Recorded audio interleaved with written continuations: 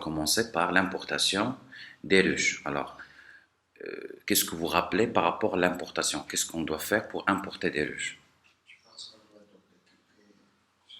Ici, très très bien. Alors, une des manières qu'on a vues la dernière fois, c'est de double-cliquer n'importe où dans le panneau projet. Je double-clique, ça va déclencher l'importation des médias. Alors, les médias diaona dans le dossier Premiere Pro Média. Le dossier qu'on va utiliser aujourd'hui, il s'appelle AZK Media. Je vais accéder. Alors, à l'intérieur, il y a deux dossiers, AZK Rush, sélection pour importation. Alors, on va dire, je vais choisir AZK Rush. Ça marche? Clip, AZK Rush, clip. Au niveau le dossier clip, j'aurai besoin, normalement, je vais tout utiliser. Mais juste pour le rappel, on a vu qu'on peut soit importer, par exemple, un clip par un, ça c'est la façon la plus facile.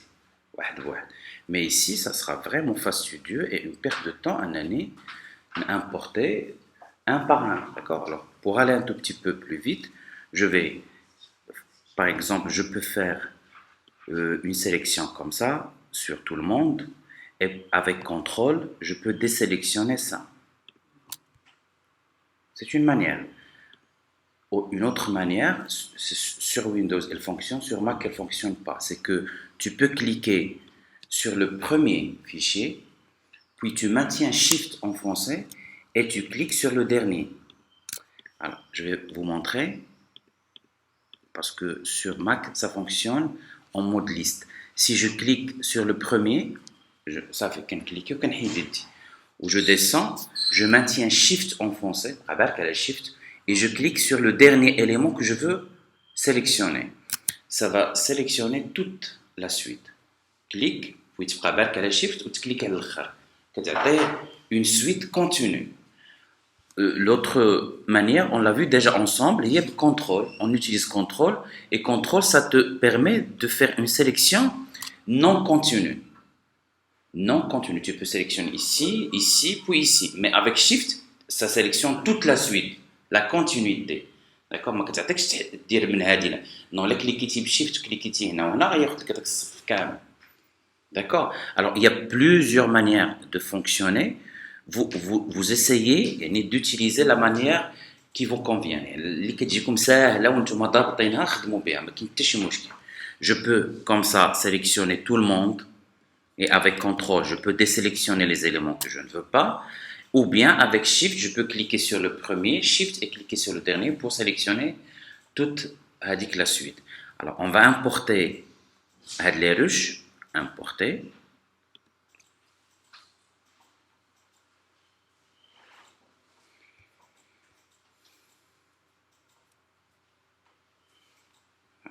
Alors là, j'ai importé les ruches diaouli.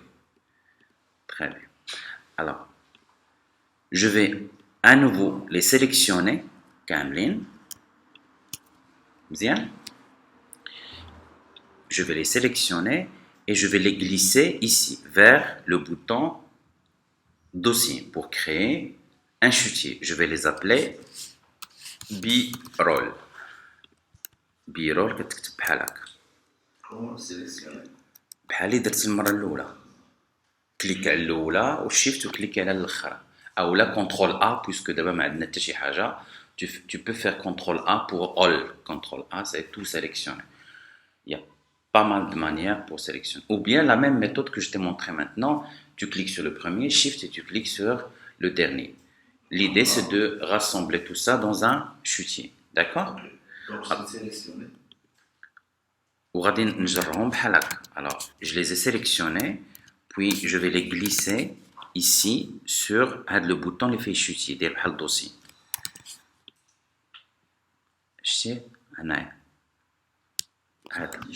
واو ما كاينش غتكبر شي شويه من هنايا سي بون parfois il a كان l'espace il est vraiment trop serré, on n'arrive pas à voir les autres boutons. Oui. Puis, quand je très bien. Je vais l'appeler B-roll. B-roll. OK. Alors, je vais continuer, je vais double-cliquer à nouveau pour importer, ou bien est-ce qu'il n'y a pas une autre manière pour importer les éléments autre que le double-clic ici? Contrôle I. Très très bien. Il y a le contrôle I. Exactement la même chose. Alors, autre chose sur l'importation, c'est que par exemple, je peux cliquer sur un dossier. Ici, il y a des dossiers. Il y a des fichiers, il y a des dossiers. Je peux cliquer sur un dossier et demander à importer le dossier. Vous avez l'indication, vous, sur 2019, il y a une commande qui s'appelle importer le dossier. Vous allez la trouver. Je vais faire double clic ici pour importer. Je vais sélectionner je vais sélectionner le dossier musique et l'autre dossier, d'accord, et je vais faire importer. Il va me les importer juge. Les deux dossiers. Vous avez remarqué? 2020. 2021. 2021. Vous essayez. Par exemple, ça, je fais importer. Il s'est importé à l'intérieur du dossier. Il faut vraiment faire attention à ce. Si tu veux pas ça, tu dois d'abord cliquer à l'extérieur pour ne rien sélectionner avant d'importer. Parce que ça peut perturber parfois. Ça, tu dis que j'ai importé, mais tu ne trouves pas le dossier que tu as importé. C'est qu'il va l'importer à l'intérieur du dossier sélectionné. Justement, c'est ça qu'on dit. Il avait ça s'est retrouvé dans les roches. Oui. Il a désélectionné après les très très bien. Ça arrive. D'accord. S'il vous plaît, je répète à nouveau. Ce sont des choses, il ne suffit pas de les comprendre. Je suis sûr et certain que vous tous, quand je parle, vous avez compris, et vous comprenez ce que j'ai dit. Mais il faut pratiquer pour mettre en... Il ne suffit pas de comprendre. Je suis sûr que vous comprenez ce que j'ai dit.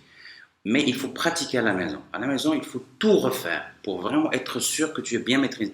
Et au fur et à mesure que tu pratiques, tu vas commettre des erreurs, tu vas découvrir des choses par toi-même. Et tout seul, tu arrives à découvrir des petits trucs que je n'ai pas expliqués. Voilà, tu fais, pourquoi ça n'a pas marché? Ah oui, j'ai commis cette erreur. D'accord, il faut vraiment pratiquer de la séance et la séance prochaine. Ce qu'on va étudier aujourd'hui, il faut bien, par la suite, il faut toute la semaine avoir le temps de pratiquer. Une demi-heure, 1 heure par jour, ça dépend des disponibilités. Ok, alors je continue. Alors, on dit d'abord, les dossiers sont très bien organisés. J'ai mes B-roll. ITW, il contient des interviews. Audio, ça, on va l'utiliser par la suite. Et musique. Alors, je vais commencer par le dossier B-roll. Je vais double-cliquer sur B-roll. Et comme d'habitude, quand je double-clique là, un chutier, il va s'ouvrir sous forme d'un nouvel onglet ici. C'est très très pratique parce que tu laisses le projet tranquille, tu es concentré sur le contenu du chutier. Voilà, tu vas juste ici, tu n'as que les éléments à l'intérieur d'un chutier donné. Bien? Très bien. Alors, déjà, la dernière fois, j'ai expliqué qu'il faut faire attention au niveau d'ordre. Si tu veux vraiment être sur le bon ordre, veillez à s'assurer qu'au niveau de tri, tu es sur trier par nom. Comme ça, on va travailler tous pareil. Voilà. Je vais trier mes éléments par nom. Tout ça, on a déjà expliqué. Une triba. Bien. Ici, ce qu'on va faire ici, c'est qu'on va essayer de faire un petit montage d'un film institutionnel. Un film institutionnel, ça veut dire un film genre film publicitaire. C'est qu'il va expliquer le travail ou bien l'activité d'un institut. On appelle ça un film institutionnel ou le film promotionnel ou la corporate, les films corporate. Ça veut dire la même chose. Film corporate, ou le film institutionnel, ou un film promotionnel, c'est la même chose. D'accord? C'est qu'on fait la promotion, on essaie de de présenter l'activité d'une entreprise, d'un institut, de quelque chose comme ça s'appelle un film institutionnel. C'est ce qu'on voit tout le temps sur le web maintenant. Très bien. Alors, un film institutionnel, à la rigueur, ne doit pas normalement dépasser 2 minutes au plus. D'accord? C'est au plus, il ne faut pas dépasser 2 minutes. Et c'est ce qu'on va essayer de faire ensemble. Alors, d'abord, j'ai mes bureaux, ce sont les plans de coupe. Supposons par exemple sur mon film institutionnel, avant de commencer les interviews, je veux bien par exemple présenter l'activité ou bien quelque chose sur la société. Alors pour ça, je vais venir ici sur mes ruches et je vais essayer de trouver quelque chose d'intéressant. Par exemple, ici, on a déjà dit que si je survole, je suis en mesure de voir ce que contient le fichier. Alors, par exemple, ça m'intéresse. Je vais faire double-clic pour être un tout petit peu plus précis. Je vais faire la lecture. Voilà. Et supposons par exemple, sur ce fichier, j'ai pas aimé la partie où la caméra elle est fixe, elle bouge pas. Alors, qu'en dire, la barre d'espace pour la lecture, elle a la barre d'espace pour mettre en pause ma vidéo. Barre d'espace. Alors, une fois que la caméra commence son travelling, je vais mettre un point d'entrée. Le point d'entrée, c'est le raccourci I. Très bien. Voilà. I pour créer ou bien définir un nouveau point d'entrée. Puis, voilà. Play à nouveau. Je suis en train de lire ma vidéo. Je glisse I.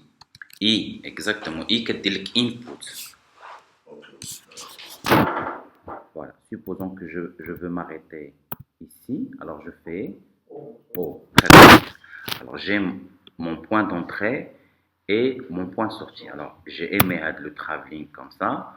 Qu'en dire, la barre d'espace pour jouer la vidéo, la barre d'espace pour mettre en pause ma vidéo. I pour définir un nouveau point d'entrée, ça veut dire un nouveau début, et O pour définir un nouveau, une nouvelle fin, un nouveau point de sortie. Est-ce que ça marche? Très très bien. Alors, supposons que tout est bien. Je veux par exemple commencer mon montage. Pour commencer un montage, ici, Adobe Premiere nous invite à créer ce qu'on appelle une séquence. Pour créer une séquence, je peux, comme indiqué ici, glisser un média. Alors, je peux glisser le média soit directement à partir de moniteur source, soit directement à partir de mon projet. Je préfère ici de le glisser à partir du moniteur source. Quand je je glisse à partir du moniteur source, il va automatiquement créer la séquence, d'accord, dans le panneau projet. Il ne va pas la créer à l'intérieur de Shooty. Si je glisse à partir de le moniteur source, comme ça, il va créer une séquence, mais il ne va pas la créer à l'intérieur de Shooty. Automatiquement, il la crée ici. Quand je vais venir ici sur le projet, elle est là ma séquence. D'accord? Par contre, quand je glisse, je vais refaire. Si je glisse à partir du chutier, il va la créer à l'intérieur de le chutier. Tu vois? Fausse le chutier, elle est là. Elle l'a créé avec les chutiers. La vidéo entière, elle entre in et out.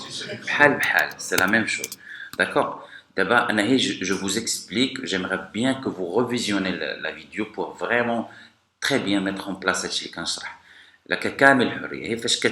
quand tu glisses à partir ici, d'accord, c'est exactement le même travail, sauf côté organisation, c'est que quand on clique et je glisse à partir de le chutier, il va créer la séquence dans le chutier avec les ruches. D'accord, c'est un peu pas très propre, d'accord, parce que tu risques par erreur à nouveau de prendre toute la séquence, de la glisser à nouveau dans ton projet. Alors, par contre, à partir de le moniteur source, regardez, il me crée la séquence, mais il ne la met pas le chutier. Il la met automatiquement sur le panneau projet. Ça m'intéresse parce que là, je vais venir ici, cliquer une seule fois et demander à renommer tout ça, montage par exemple, pour ne pas mélanger mes séquences et mes rushs. Si par exemple j'ai travaillé de cette manière, alors je vais fermer ça. Par exemple, pour un truc donné, j'ai glissé directement ici. Il a créé la séquence au même emplacement que mes rushs. ياك هادشي اللي كيدير par défaut. Pour distinguer هاد الحويجات لاحظوا انا باش تردوا معايا la séquence, voilà l'icône ديالها. Il est indiqué ici séquence. وهادي ça, ce sont les éléments audio-vidéo. Les éléments en blanc, ce sont les éléments qui ne sont pas encore utilisés. Très très bien organisés. هادو راك باقي ما استعملتيهمش. Tu ne les as pas encore utilisés dans le montage. Ça en bleu, ça veut dire c'est un fichier, c'est une vidéo que tu as déjà utilisé dans le montage. Elle est marquée en bleu. C'est bon? Alors, d'abord, on dit que tu es en train de monter, j'ai glissé ça, blablabla. À un certain moment, عاوتاني فكرت بانت لي هذه زوينه غتفكر تجرها كيقول لك لا انتردي تجرها هذه c'est la séquence c'est le montage, c'est pas un fichier ça, c'est pas un rush ici ça, c'est le montage en entier. Tu es en train de le glisser, tu sais pas pourquoi il t'interdit كيقول لك non ما نقدرش non ça لاحظ هنا l'indicateur ici كيعطيني ما يمكنش شا interdit de faire ça. D'accord. La seule différence entre Hadi ou Hadi, c'est juste de la petite icône. Si tu ne fais pas la distinction, tu vas faire séquence ou tu vas séquence. C'est pourquoi je préfère mettre les séquences comme les fichiers. D'accord. Je continue. Alors, je crois que c'est tout pour cette partie. Alors, comme ce qu'on a dit déjà dans la dernière séquence, c'est que en travaillant de la sorte, c'est que nous sommes sûrs, d'accord, que Adobe Premiere a créé une séquence avec les bons paramètres. Parce qu'on dit l'option de glisser ou Adobe Premiere, il a créé une séquence avec la bonne taille, tout simplement, les bons paramètres. Déjà, il nous a épargné ça. C'est que Adobe Premiere, il a créé une séquence, une timeline qui a exactement les mêmes paramètres que la vidéo que nous avons glissée. Ça veut dire HD, HD ou bien Full HD, Full HD, la même cadence d'images, ça veut dire 24 images par seconde, 30 images ou bien quelque chose comme ça. Est-ce qu'il y a quelqu'un qui n'a pas compris ce que j'ai dit? C'est clair? Très bien. Alors, on continue. Alors, j'ai glissé ça. Quand je veux faire d'abord la lecture, il faut faire la distinction entre les deux moniteurs. C'est le moniteur programme, ça où je vais voir le résultat final, mon montage. Et ça, c'est le moniteur source. Ça, c'est là où je règle les éléments avant. Ça, c'est pour travailler les éléments sources, les fichiers dans le projet. Et ça, c'est mon montage effectif. Voilà, très bien.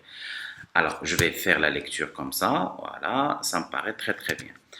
Alors, je vais continuer avec les rushs diaolés. Alors, je vais venir ici sur mes b-roll et je vais venir par exemple ici, par exemple, celle-là. Je vais double-cliquer à nouveau. N'hésitez pas à faire de la place comme ça. Je glisse à droite ou à gauche pour agrandir un tout petit peu mes moniteurs. Je double-clique à nouveau ici. Je visionne.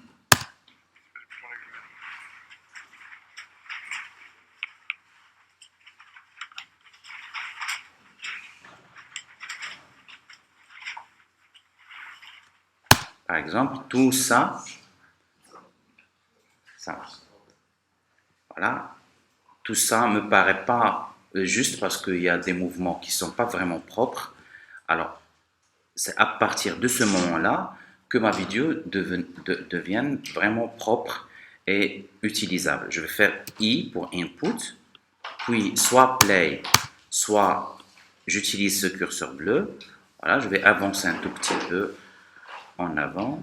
Voilà, ça me paraît très bien. Ou à nouveau, puis à partir du moniteur source, je vais la glisser comme ça à côté. Voilà. Ok, alors,